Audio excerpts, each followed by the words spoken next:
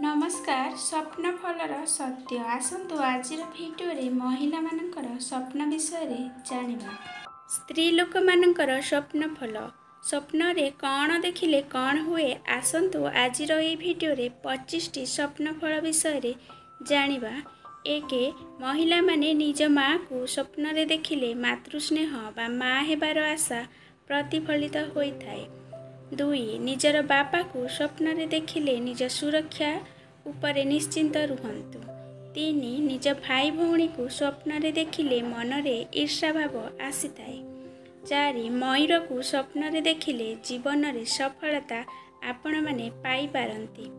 5 आपण जेतेबेले निजकु निजे स्वप्न रे देखुछंती ताहेले निजर भाग्य परिवर्तन हेला जानि निहंतु सब कार्य रे सफल हेबे।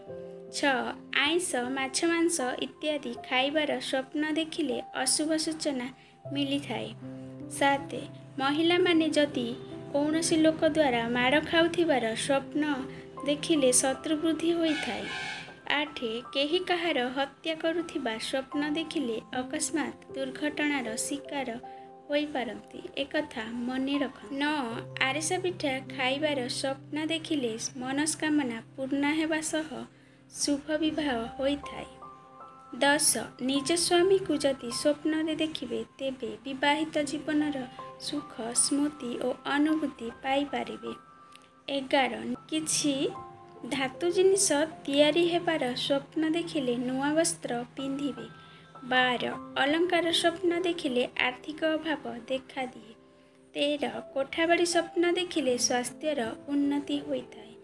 14 महिला माने अलता लगेबार स्वप्न देखिले क्षमता प्राप्ति हुअंती। 15 महिला माने माछ स्वप्न देखिले हठात धन प्राप्ति हुअंती। 16 गाई बाछुरी स्वप्न देखिले ज्ञान बुद्धि होइथाए। 17 महिला माने दीप जळुथिबार स्वप्न देखिले शुभ फल मिलिथाए।